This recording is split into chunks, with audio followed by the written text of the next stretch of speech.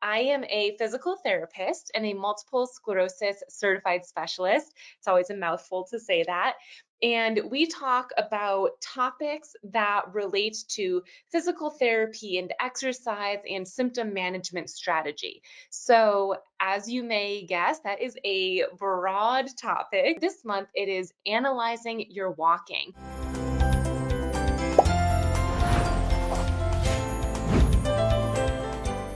I want to demonstrate for you guys, because some of you guys might not know what I'm talking about. And then we're going to review what causes each. So let's get into the demonstration first. So the first one is hip hike.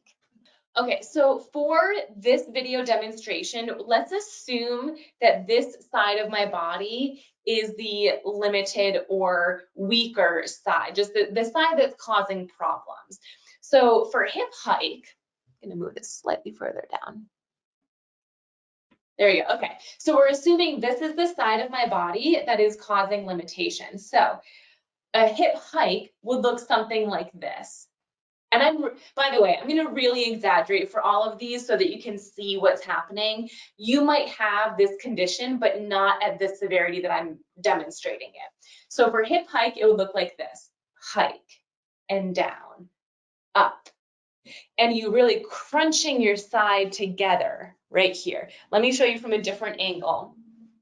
So again, it's this side. So it's when you're bringing this leg forward, you hike it up and down. When you're doing this, oftentimes your knee stays straighter. You're really condensing your back. So you might notice back pain if you walk this way, or side pain. So it's that hiking, like that. So that's what hip hike is. Hip drop is a very interesting one, but before we get into that, hip drop is when your leg drops and then you walk through and it drops. So hip drop it looks like it's the other side. So it's interesting because it's counterintuitive, but when one leg is weak, when this leg is weak, it causes a drop on this side. So you would walk like this. So if you feel like you've got this sway and one leg is just dropping, that is what hip drop is. Hip circumduction or hip swing is this. So you're just swinging it around. That's a really, really common one. If you have hip hike, three most common reasons, there's lots, but three most common reasons this happens is because your hip flexors are weak. Your hip flexors are meant to lift your leg up like this. If you have weakness with that, you physically will not be able to clear the ground with your foot. So your brain says, oh, you can't do that? I can help you. If your foot is off the ground, you'll see my foot came off the ground just because I lifted my hip, not because I'm actually marching or bending my knee. Your foot will come off the ground if you do this. So when you do that, then you can bring your leg forward. So if your hip flexors are weak, that can cause hip hike.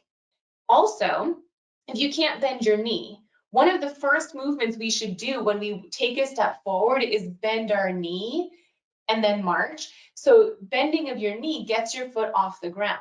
If you can't get your foot off the ground, you got to hike your hip up and then you can bring it forward. Lastly, if you can't lift your ankle, so if you can bend your knee a little, let's say you can bend it this much, but you can't get your toes up off the ground, again, you got to be able to get your leg off the ground. So if you can't get your leg off the ground by marching, bending your knee, or lifting your toes, you're going to hip hike. So those are the three common areas of weakness. Another reason for hip hike could be tightness in the opposing muscles.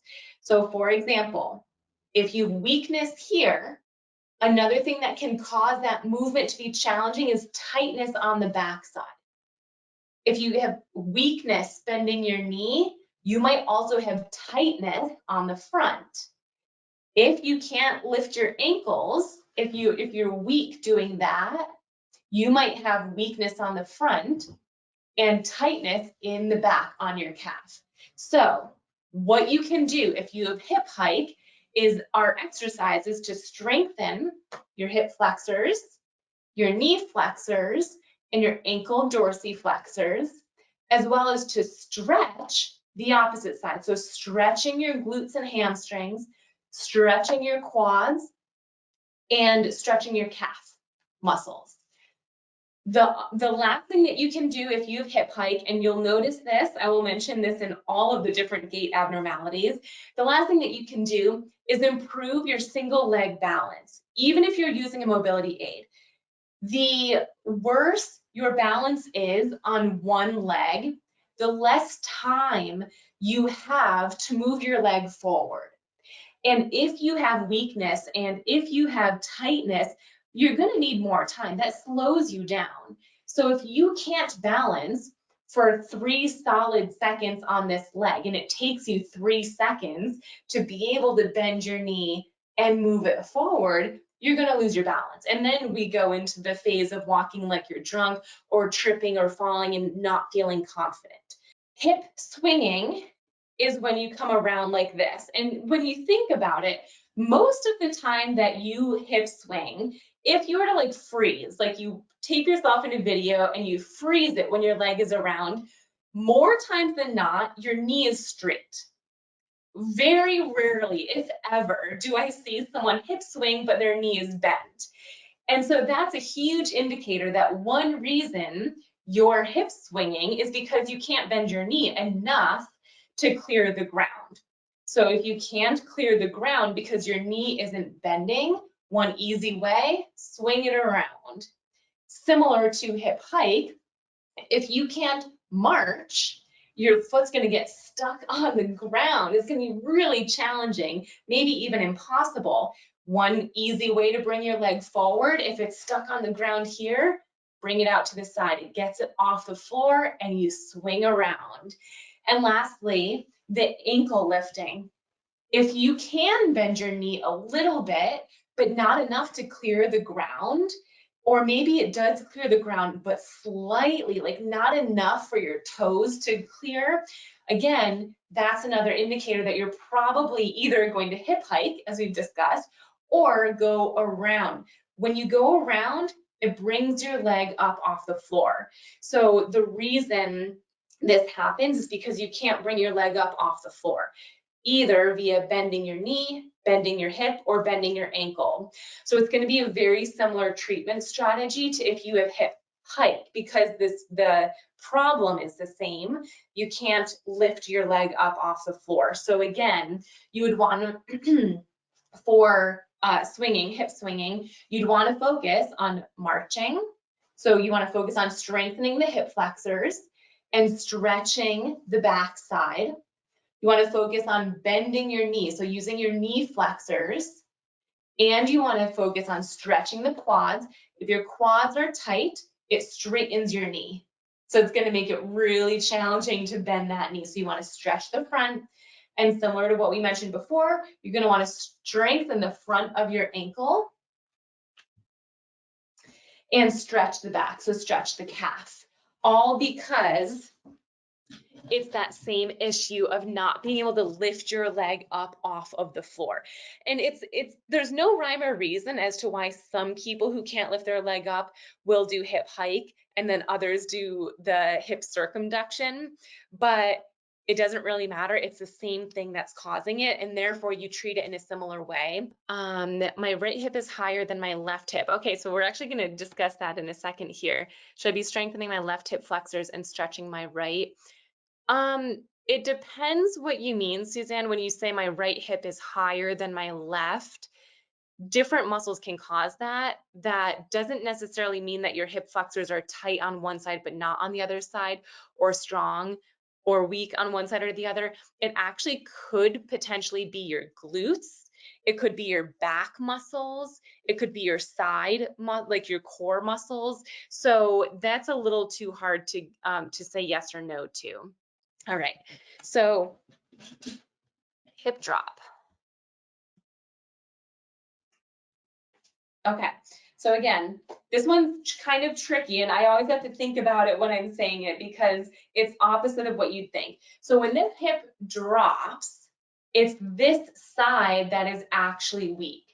This side's glute, abductors, this job when you're standing on that leg is to stay in. If you have weakness here, your hip pops out and this side drops down.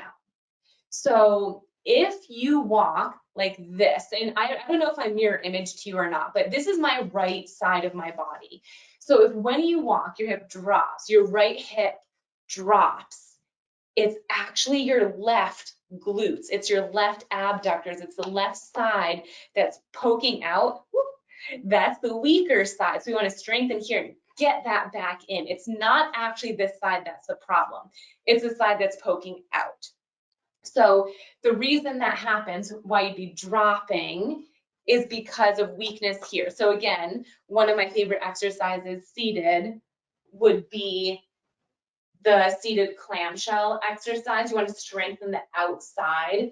You could even do like side stepping, both ways, of course, kickbacks. There's lots of things you could do. But remember, so we're strengthening the outside, so we're stretching the opposing. So we're stretching the inside. The tighter your inner thighs are, the more you'll have knee kissing, but also the more you might walk like a scissor gait where your legs cross one another, or the more you might walk just really narrow. And those can make all types of hip drop worse. It makes your balance worse. So stretching the inside of your thigh, one of my favorite ways is to spread your knees as wide as you can and hold here. If you can even lean forward. So that's what hip drop is all about. That's why it happens and what you'd want to do to improve it. For leg swinging, would that require intense therapy to correct if you've been swinging it for a few years? So for all of these, it will take a long time. If you've been walking in a certain way for years, it could take years to fix it. It doesn't necessarily require intense therapy. It requires consistency. But I will also say, if you've been walking this way for years, it's very possible that it could just take a few months to see an improvement. That gets us to the topic of neuroplasticity. If you have neural pathways going from your brain all the way down to the muscles that we're talking about, your hip flexors, your knee flexors, the hip abductors, if you have neural pathways there, they're just weaker or weakened from the demyelination, but they're still there and they're still working. You might see improvements within a few months for sure, and maybe even a significant improvement where you're walking differently within a year. But if those neural pathways are extremely weakened to the point where they are not working, with every repetition that you practice these exercises, your brain is trying to find a new neural pathway, a new way to get from point A to point B. That's going to take longer. That's more of that several years. But research shows it's possible and it takes consistency over and over and over again. Yes, these exercises are important, but another extremely important piece to improving your walking and analyzing your walking is also practicing walking with good quality. If you're in my Missing Link program, if you're a Missing Link member, you know exactly what I'm talking about. One thing that you must do is implement these things into your day when possible. So if you have time, if you're rushing to the bathroom, that is not the time to practice your good walking or your marching.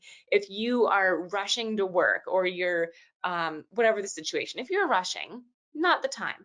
But if you have time, you've got to spare 30 seconds, you've got to spare 2 to 3 minutes, practice walking with exaggerated marching, exaggerated leg kicks, exaggerated ankle lifting, or put it all together and the whole thing is exaggerated.